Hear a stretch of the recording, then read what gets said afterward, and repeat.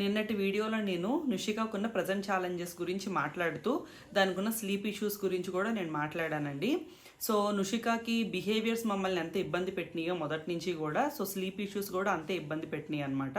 So ఈరోజు వీడియోలో నేను కూలంకషంగా అసలు ఆ స్లీప్ ఇష్యూస్కి, ఆ నిద్రకి, ఆటిజం స్పెక్ట్రమ్కి ఉన్న కనెక్షన్ ఏంటి, ఆ స్లీప్ వల్ల మన పిల్లలకు వచ్చే, ప్రాపర్గా స్లీప్ లేకపోవడం వల్ల మన పిల్లలకు వచ్చే ఇష్యూస్ ఏంటి, అది వాళ్ళ ఓవరాల్ డెవలప్మెంట్ని ఎలా డిస్టర్బ్ చేస్తుంది, కాజెస్ ఏంటి, ఇలాంటి విషయాలన్నీ నేనైతే క్లియర్గా ఈ వీడియోలో అయితే మాట్లాడతాను.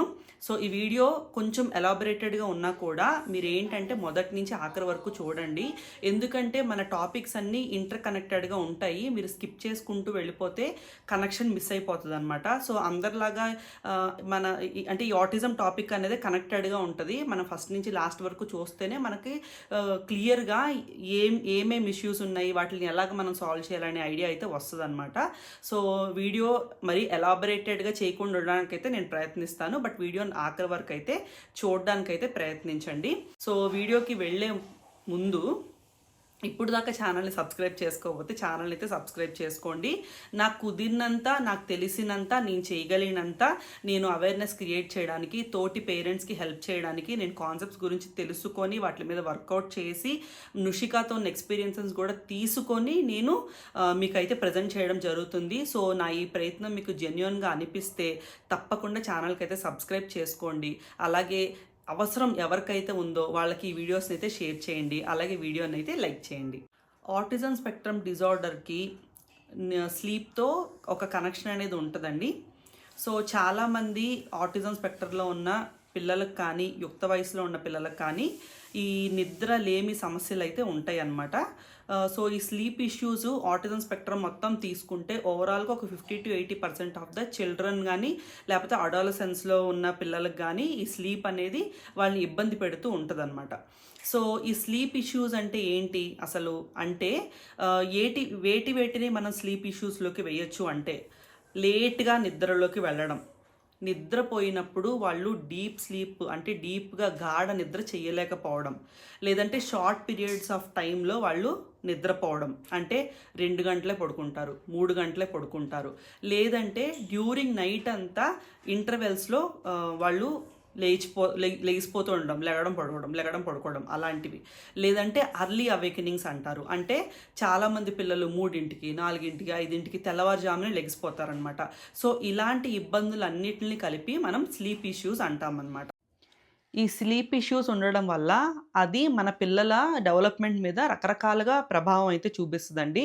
ఫర్ ఎగ్జాంపుల్ మనం ఈరోజు రాత్రి మన పిల్లల స్లీప్ ఇష్యూతో సరిగ్గా పడుకోలేదనుకోండి, ఆ ఫాలోయింగ్ డే అనేది ఇది చాలా ప్రభావితం.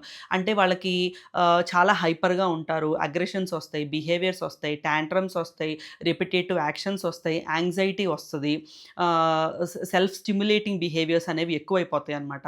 సో ఇలాగా ఇన్ని ఆస్పెక్ట్స్లో ఆ స్లీప్ అనేది మన పిల్లల మీద ప్రభావం చూపిస్తుంది అనమాట. సో అందుకనే మనకి ఈ ఏఎస్డిలో మనకి నిద్ర అనేది చాలా చాలా ఇంపార్టెంట్. మన పిల్లలు ఎప్పుడైతే ప్రశాంతంగా పడుకుంటారో అప్పుడే వాళ్ళకి ఇప్పుడు ఈ బిహేవియరల్ ఇష్యూస్ కానీ ఇవన్నీ కూడా సప్రెస్ అవుతాయి. సప్రెస్ అయినప్పుడు మాత్రమే మనం ఏదన్నా ఒక థెరపీ ఇప్పించినప్పుడు, లేకపోతే ఏదన్నా మనం వాళ్ళకి కొత్త విషయం నేర్పుతున్నప్పుడు అది త్వరగా వాళ్ళు గ్రాస్ప్ చేయడానికి, నేర్చుకోవడానికి, తద్వారా మనం డెవలప్మెంట్ చూడడానికి మనకి హెల్ప్ అవుతుంది అనమాట.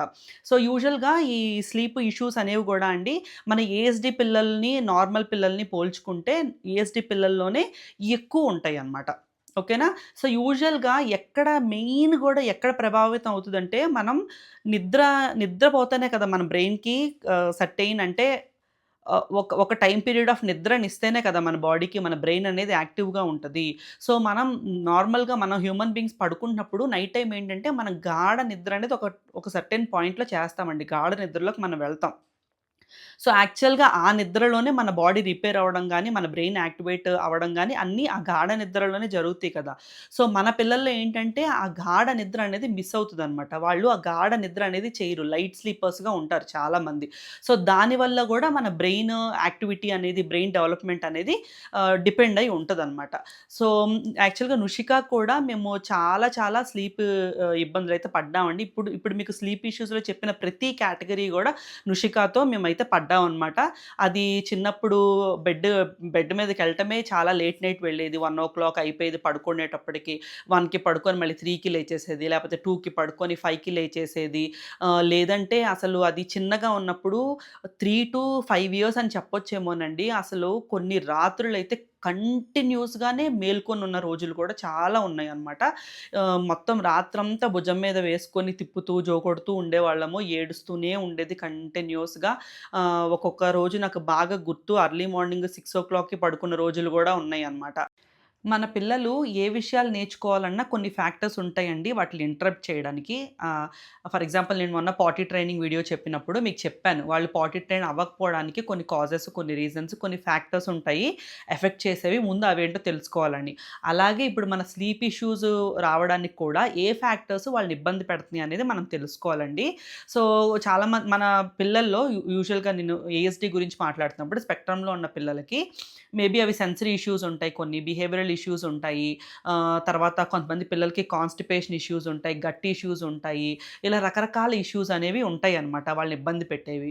అంటే ఇప్పుడు దీన్ని కొంచెం ఎక్స్‌ప్లెయిన్డ్‌గా చెప్పాలంటే ఫర్ ఎగ్జాంపుల్ ఇప్పుడు పిల్లలు నైట్ బెడ్ మీదకి రావాలి అంటే మేబీ వాళ్ళకి ఆ రూమ్‌లోకి రావడానికి ఇష్టం లేదేమో. ఆ పర్టిక్యులర్ బెడ్ మీద పడుకోవడానికి ఇష్టం లేదేమో. లేకపోతే ఆ ఫ్యాన్ సౌండో లేపోతే ఇంకేమన్నా సౌండ్‌లు వాళ్ళని ట్రబుల్ చేస్తున్నాయి. సెన్సరీ ప్రాసెసింగ్ ఇబ్బందవుతుందేమో వాళ్ళకి. వాళ్ళు ఒంటికి కప్పుకునే దుప్పటి చేసే సౌండ్ నచ్చట్లేదేమో. వాళ్ళు దిండు మీద పడుకుని ఆ టెక్స్చర్ నచ్చట్లేదేమో. అలాగా రకరకాలుంటాయి. కొంతమంది పిల్లలకైతే ఫ్యాన్‌లు సారీ లైట్స్ నచ్చవు. కొంతమంది డిమ్ లైట్స్ పెడతారు. బెడ్ లైట్స్ వేస్తారు. మేబీ ఆ లైట్స్ నచ్చకపోవచ్చు. లేదంటే చీకట్లో పడుకోవడం కొంతమంది పిల్లలకి ఇష్టం ఉండకపోవచ్చు. లేదంటే కొంతమంది పిల్లలు మేబీ బెడ్‌లో గూడా ఒక పొజిషన్ మేబీ వాళ్ళు అంటే మధ్యలోనే పడుకోవడం ఇష్టమవ్వచ్చు. చివర్లో పడుకోవడం ఇష్టమవ్వచ్చు. ఇలాగ రకరకాల మనకి తెలియని, మనకు అర్థం కాని మైన్యూట్ ఫ్యాక్టర్స్ గూడా వాళ్ళని ఇబ్బంది పెడుతూ ఉంటాయన్నమాట. సో, అందుకనే మనం ఏదన్నా అసలు వాళ్ళు అచీవ్ చేయలేకపోతున్నారు ఒక పనిని అనుకున్నప్పుడు దాని రూట్ కాజ్ అనేది మనం ఫైండ్ ఔట్ చేయడం చాలా ఇంపార్టెంట్ అండి. నేను ఎప్పుడూ చెప్తాను ప్రతిసారి ప్రతి వీడియోలో ఎప్పుడు చెప్తూనే ఉంటాను. మన పిల్లల్ని అబ్జర్వ్ చేసినంత ఎవరు అబ్జర్వ్ చేయరు. సో, ఆ రూట్ కాజ్ ఏది డిస్టర్బ్ చేస్తుంది వాళ్ళననేది మనమే కీన్‌గా అబ్జర్వ్ చేసుకొని, ఎక్కడ ట్రబుల్ అవుతున్నారనేది మనమే ఫస్ట్ అబ్జర్వ్ చేసుకోవాలనమాట. సో, అప్పుడే మనం ఆ ప్రాబ్లమ్‌కి సొల్యూషన్ ఎలా ఫైండ్ చేయాలనేది మనకర్థమవుతది. సో, ఇప్పుడు సొల్యూషన్స్ దగ్గరికొచ్చేస్తే, మేము నుషికాకి ఎటువంటి సొల్యూషన్స్ ట్రై చేశామో మీకు చెప్తానిప్పుడు. సో, ఎప్పుడైతే మధ్యాహ్నం పూట పడుకోబెట్టడం వల్ల దాని స్లీప్ అనేది ఎఫెక్ట్ అవుతుందో, మేమేం చేసామంటే అది 5 ఇయర్స్ ఆఫ్ ఏజ్ వచ్చే టైంకి మేము ఇంక దాన్ని ఆఫ్టర్‌నూన్ న్యాప్ టైమ్‌ని మేము కట్ చేసేసామనమాట. సో, ఎంతసేపు మేము దాన్ని నిద్రపోనివ్వకుండా ఉంచడానికి ప్రయత్నించేవాళ్ళమండి. సో, ఫస్ట్ చేసిందైతే అదే మేము. ఫస్ట్ దాని డే టైము స్లీప్‌నైతే మేము కట్ ఆఫ్ చేసేసామనమాట. సో, అప్పుడు ఆటోమేటిక్‌గా అట్‌లీస్ట్ ఒక 11:00 అయినా అది బెడ్ మీదకొచ్చి పడుకోవడానికైతే ప్రయత్నించేది. సో, నెక్స్ట్ థింగ్ ఏంటి అంటే నూకి ఆ నిద్ర రావడానికి, అది నిద్రలోకి వెళ్ళడానికి మేము సూదింగ్ మ్యూజిక్స్ అయితే వినిపించేవాళ్ళము. యూజువల్‌గా మేమెప్పుడు ఫాలో అయిన మ్యూజిక్ ఏంటంటే స్లో, స్లో పేస్‌లో ఉన్న మొజార్ట్స్ లల్లబై అని ఒక వీడియో ఉండేదండి. అది వినటానికి చాలా కామింగ్‌గా ఉండేదనమాట. కామింగ్ వీడియోస్ ఉంటాయి. లల్లబైస్ అని ఉంటాయి. నేను ఎవరికన్నా కావాలి అంటే నేను ఆ వీడియో లింక్ నేను డిస్క్రిప్షన్ బాక్స్‌లో ఇస్తాను చెక్ చేయండి. చాలా అంటే చాలా రోజులు ఆ లల్లబై మీద మేము ఆధారపడ్డామండి. అది పడుకున్నప్పుడు కనీసం ఒక గంటైనా ఆ పాట వినిపించేవాళ్ళమాట. సో, మాకు కూడా అదొక ఎలా అయిపోయిందంటే బెడ్ టైమ్ సాంగ్‌లాగా అలవాటయిపోయిందనమాట. మాకు నిద్రొచ్చేసేది ఆ పాట పెట్టుకుంటే. సో, అంత అలవాటయిపోయిందనమాట దాంతో పాటు మాకు కూడా. సో, యూజువల్‌గా ఈ లల్లబైస్ గూడా మనకంటారు కదా! Music is the best therapy అని. సో, ఈ కామింగ్ మ్యూజిక్స్ గూడా చాలా పిల్లలకి కొంతమందికి హెల్ప్ అవుతాయండి. సో, ఎవరన్నా ఇప్పటి వరకు ఇలాంటి కామింగ్ మ్యూజిక్స్‌ని మీరు ట్రై చేయకపోయుంటే మీరు తప్పకుండా ట్రై చేయండి. సో, ఇంకొకటి మేము ట్రై చేసిన ట్రిక్ ఏంటంటే, నుషికాకి కొంచెం హైపర్‌గా ఉన్నప్పుడు, లేపోతే దాని బాడీలో ఎక్కువ ఎనర్జీ ఉన్నప్పుడు, ఆ ఎనర్జీ డ్రైన్ అవ్వనప్పుడు యూజువల్‌గా వాళ్ళు పడుకోరు. ఎందుకంటే వాళ్ళ బాడీ కామ్ డౌన్ అవ్వదు అలసట లేకపోతే. సో, మేము ఫిజికల్ ఎక్సర్‌సైజెస్ దానికి ఇవ్వడం మొదలుపెట్టామనమాట.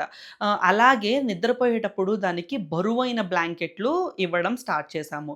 ఈ బరువైన బ్లాంకెట్లంటే మన దగ్గరైతే వర్కౌట్ అవుతుంది. మాకైతే వర్కౌట్ అవుతది. ఎందుకంటే మేము ఆబ్వియస్‌గా బెంగుళూరులో ఉన్నాం కాబట్టి మాకు మోస్ట్ ఆఫ్ ది డేస్ చల్లగానే ఉంటాయి కాబట్టి అంత బండ క్విల్ట్స్ గానీ, రగ్గులు గానీ మేము కప్పుకుంటున్నప్పుడు మాకు బానే అనిపిస్తది. బట్ మన తెలుగు రాష్ట్రాల్లో మనకి సమ్మర్స్ అప్పుడు వేడిగా ఉంటది కాబట్టి సో, నాకు తెలీదు అది ఎలా వర్కౌట్ అవుతదో. హెవీ బ్లాంకెట్స్ కూడా వాళ్ళకి హెల్ప్ చేస్తాయండి. కొంతమంది పిల్లలు కొన్ని సెన్సరీ టాయ్స్‌ని పక్కన పెట్టుకోవడానికి ఇష్టపడతారు. For example soft toys, soft fur toys కొంతమంది పిల్లలకి ఇష్టం ఉంటది. సో, అలా గూడా ఏమైనా ఇష్టపడుతున్నారనుకుంటే ఆ టాయ్స్ గూడా వాళ్ళ దగ్గర వేయండి.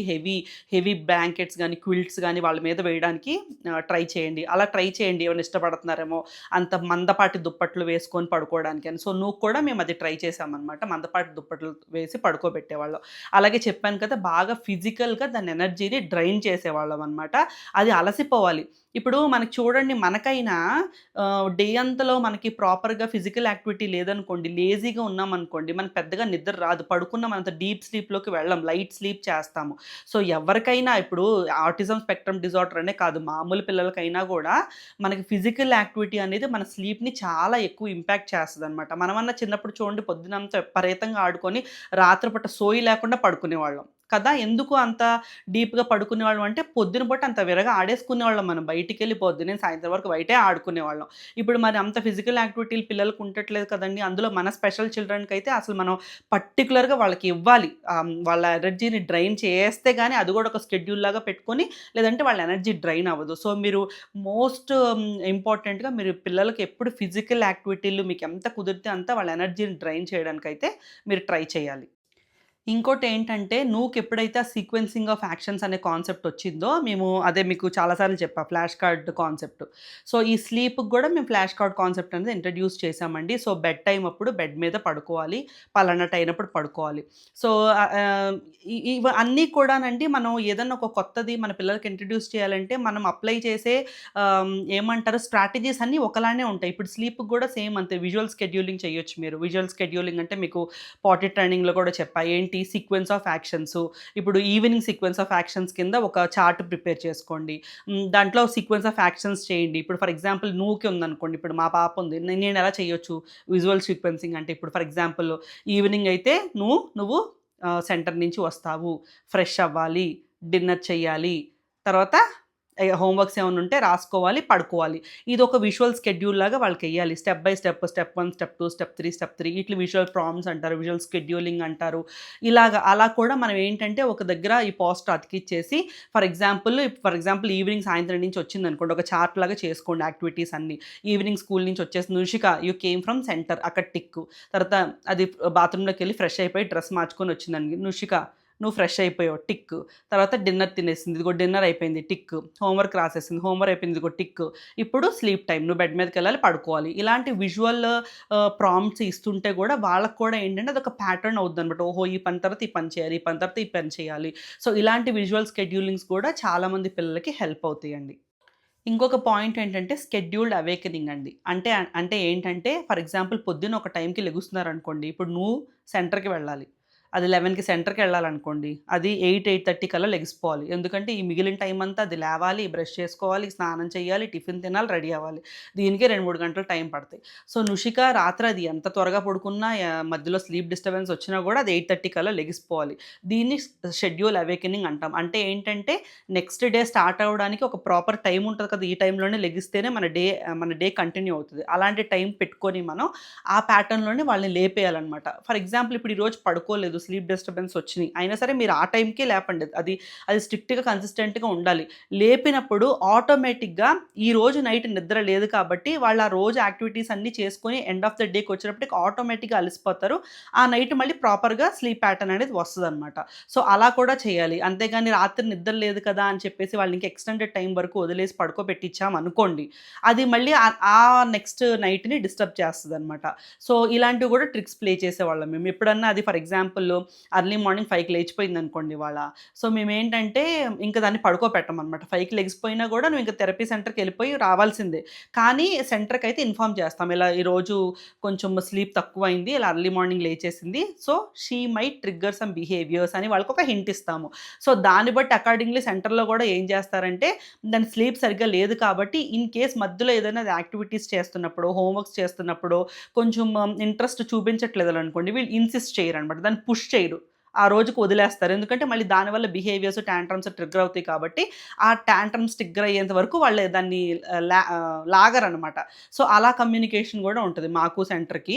సో, ఇలాంటివి గూడా ఫర్ ఎగ్జాంపుల్ వాళ్ళకేమీ తెలియలేదు. బట్ సెంటర్‌కెళ్ళిన తర్వాత నూకి బిహేవియర్స్ అని ఎక్కువ వస్తున్నాయి అనుకోండి. అప్పుడు మళ్ళీ మేడం నాతో ఫోన్ చేసి అడుగుతారు. ఏమైంది? ఇంట్లో ఏం జరిగింది? ఏమైనా ఎపిసోడ్స్ జరిగినాయా? ఎందుకు తన డే ఎఫెక్టెడ్‌గా ఉందని చెప్పేసి అలాంటి కమ్యూనికేషన్ కూడా ఇన్ కేస్ మీరు థెరపీ సెంటర్స్‌కి పంపిస్తుంటే గనక వాళ్ళతో కూడా ఇలాంటి కమ్యూనికేషన్ అనేది ఉంటే మనం మ్యూచువల్‌గా ఇద్దరం కలిపి మన పిల్లల మీదైతే వర్కౌట్ చేయొచ్చండి. ఇంకా ఇంకా సొల్యూషన్స్ కావాలి అంటే ఇంకో రకంగా మనం ట్రై చేయాలి అనుకుంటే బెడ్ టైమ్ స్టోరీస్ చెప్పొచ్చు మన పిల్లలకి. ఇప్పుడు యూజువల్‌గా మనకి యూఎస్ఏ, అదర్ కంట్రీస్, ఫారిన్ కంట్రీస్‌లో వాళ్ళకేం కల్చర్ ఉంటదండి. కంపల్సరీ పిల్లలకి ఆళ్ళు పడుకునేటప్పుడు బెడ్ టైమ్ స్టోరీస్ చెప్తారు. మన కల్చర్‌లో అలా నిద్ర యూజువల్‌గా మనకు అలా మన చిన్నప్పుడు మన అమ్మళ్ళు ఏమన్నా బెడ్ టైమ్ స్టోరీస్ చెప్పారా ఏంటండి? చాలా మందికి ఉండదు. బట్ ఇప్పుడిప్పుడు ఎడ్యుకేటెడ్ పేరెంట్స్ ఏంటంటే ప్రాపర్‌గా వాళ్ళ స్లీప్ ప్యాటర్న్ చేయడానికి చాలామంది పిల్లలకి బెడ్ టైమ్ స్టోరీస్ అయితే ఇంట్రడ్యూస్ చేస్తున్నారు. Which is a very good thing అండి. నన్నడిగితే చాలా మంచి విషయం అది. ఎందుకంటే మనం వాళ్ళతో మాట్లాడడానికి, వాళ్ళకి మనకు ఒక బాండ్ క్రియేట్ అవ్వడానికి కూడా ఆ బెడ్ టైమ్ స్టోరీస్ టైమ్ అనేది బాగా హెల్ప్ అవుద్దనమాట. ఇన్ కేస్ మీ పిల్లలకి బెడ్ టైమ్ స్టోరీస్ అలవాటున్నాయి, వాళ్ళు వింటారు. మా కేస్‌లో అయితే నుషిక అయితే వినదు. సో, అందుకని మేమెప్పుడు బెడ్ టైమ్ స్టోరీస్ ట్రై చేయలేదనమాట. సో, అలా ఎవరైనా వర్క్ అవుతాయి అనుకుంటే మీరు బెడ్ టైమ్ స్టోరీస్ వర్క్ చేయొచ్చు. అండ్ ఇంకొక పాయింట్ ఏంటి అంటే మసాజెస్ అనమాట. నేను యూట్యూబ్‌లో కూడా చూసాను. చాలామంది పేరెంట్స్ బెడ్ టైమ్‌కి హెల్ప్ చేయడానికి, ఆ స్లీప్‌ని ఇనిషియేట్ చేయడానికి కొంతమంది మసాజెస్ అయితే చేస్తున్నారనమాట. పిల్లలకి సింపుల్ ఆయిల్ మసాజెస్ అనమాట. కొన్ని ప్రెషర్ పాయింట్స్ దగ్గర మసాజ్ ఇవ్వడం. సో దట్ ఏంటంటే మన బాడీ, మైండ్ ఆటోమేటిక్‌గా రిలాక్స్ అయ్యి మనకి ప్రాపర్ స్లీప్ వస్తదని చెప్పి మసాజెస్ గూడా చేసుకోవచ్చు మనం. అలాగే ఎసెన్షియల్ ఆయిల్స్, అరోమా థెరపీ అంటారు. ఎసెన్షియల్ ఆయిల్స్ ఉంటాయి. ఈ ఎసెన్షియల్ ఆయిల్స్ గూడా కొంతమంది పిల్లలకి వర్క్ అవ్వచ్చు. కానీ ఇక్కడ కాషన్ ఉంది. ఎసెన్షియల్ ఆయిల్స్‌ని ఎప్పుడూ మనం వాటిలి మీద ఒక పర్టిక్యులర్ ఐడియా లేకుండా ఎలా పడితే అలాగా ప్రపోర్షన్స్‌లో మన ఎసెన్షియల్ ఆయిల్స్‌ని వాడకూడదండి. అవి చాలా డేంజర్ అనమాట. సో, అందుకని నేను ఈ పాయింట్‌ని ఎక్కువ నేను ఎలాబరేట్ అయితే చేయట్లేదు. బట్ ఎవరన్నా వాడాలి అనుకుంటే మీరు మనకి ఇవి డిఫ్యూజర్స్ ఉంటాయి కదా! వేపర్ డిఫ్యూజర్స్ ఉంటాయి. అవి కొంతమంది ఏం చేస్తారంటే బెడ్‌రూమ్‌లో ఒక పక్కన పెట్టి అందులో ఒక 1 డ్రాపో, 2 డ్రాపో ఎసెన్షియల్ ఆయిల్స్ వేస్తారు. సో, ఆ అరోమాని పీల్చుకోవడం వల్ల పిల్లలకి సూదింగ్‌గా ఉంటది కొంతమంది పిల్లలకి. అంటే లావెండర్ ఆయిల్ అని, శాండల్‌వుడ్ ఆయిల్ అని రకరకాల ఆయిల్స్ ఉంటాయండి. Soothing oils. ఇవి వాళ్ళు పీల్చుకునేలాగా చెయ్యొచ్చు. మేము ఎప్పుడు ఈ డిఫ్యూజర్స్ అనేవి పర్టిక్యులర్‌గా నేను యూజ్ చేయలేదు గానండి నుషికాకి. బట్ అది స్నానం చేస్తున్నప్పుడు మార్నింగ్ టైము దానికి యూకలిప్టస్ ఆయిల్ వేస్తామనమాట బాత్‌లో. అదేంటంటే చాలా రిఫ్రెషింగ్‌గా ఉంటది. ఆళ్ళకేమన్నా ఒళ్ళు నొప్పులు అలాంటివి ఏమన్నా ఉన్నా అవి పోతాయి. వేడి నీళ్ళతో స్నానం చేపిస్తాం కాబట్టి, ఆ వేడి నీళ్ళలో కొంచెం ఒక 5 డ్రాప్స్ యూకలిప్టస్ ఆయిల్ ఏసి నేను బాత్ చేపిస్తాననమాట. సో, ఆటోమేటిక్‌గా ఏమైద్దంటే నువ్వు కూడా అడినాయిడ్స్ ఇష్యూస్ ఉన్నాయండి. సో, అడినాయిడ్స్‌కి గూడా కొంచెం ఆ వేపర్ బ్రీతింగ్ అనేది, ఆ ఆవిరి పీలుస్తారు కాబట్టి హెల్ప్ అవుతదని చెప్పేసి నేను అలా కూడా వాడతాను. మీకు కావాలంటే మీరు అలా కూడా యూజ్ చేసుకోవచ్చనమాట. సో, నుషికాకి ఉన్న ఈ స్లీప్ ఇష్యూస్ అన్నిటిని కూడా వాటికున్న ఫ్యాక్టర్స్ గూడా మాకర్థమైన తర్వాత మాకు చేయాల్సినవి మేము మేము ఆచరించాల్సినవి, మేము చేయాల్సిన ట్రిక్స్ అన్నీ గూడా మేము ట్రై చేసి చూసామండి. బట్ స్టిల్ ఏంటంటే నుషికాకి on and off sleep issues వస్తూనే ఉన్నాయన్నమాట. సో, ఇవేమీ వర్క్ అవ్వనప్పుడు లాస్ట్ ఆప్షన్ కింద మేము 9 ఏళ్ళు సహనంగా ఉండి, మేము సార్ట్ ఔట్ చేయడానికి ప్రయత్నించి, ఇంకా మా వల్ల కాక, మేము లాస్ట్ ఆప్షన్ కింద మేము అల్లోపతి మెడిసిన్ అయితే నుషికాకి వాడామండి స్లీప్ ఇష్యూస్‌కి. సో, అది గూడా కంటిన్యూస్‌గా నేను మరీ ఎక్కువ నెలలైతే వాడలేదు. ఒక 3-4 మంత్స్ అయితే వాడాను. ఆ వాడిన తర్వాతనే నూకి స్లీప్ ప్యాటర్న్ అనేది ప్రాపర్ అయింది. ఇప్పుడు తను కంటిన్యూస్‌గా ఒక 8 అవర్ విండోలో అయితే కంటిన్యూస్‌గా పడుకుంటదనమాట. సో, ఎప్పుడైతే అది అలా కంటిన్యూస్‌గా 8 అవర్ విండో ప్రశాంతంగా పడుకోవడం స్టార్ట్ చేసిందో, ఆటోమేటిక్‌గా దాని బిహేవియర్స్ సప్రెస్ అవుతూ వస్తున్నాయన్నమాట. అప్పటి నుంచి యాక్చువల్‌గా దాని బిహేవియర్స్ ఆహ్, తగ్గుతూ ఉండడం, మేము చెప్పినప్పుడు అది కొంచెం కంట్రోల్డ్‌గా మాట వినడం ఇలాంటివన్నీ స్టార్ట్ అయినాయన్నమాట. సో, ఈ అల్లోపతి మెడిసిన్ గూడా మీరు దయచేసి నన్ను మీరేం వాడారు? ఎటువంటి ప్రిస్క్రిప్షన్ తీసుకున్నారని దయచేసి నన్నైతే ఎవరు అడగొద్దు.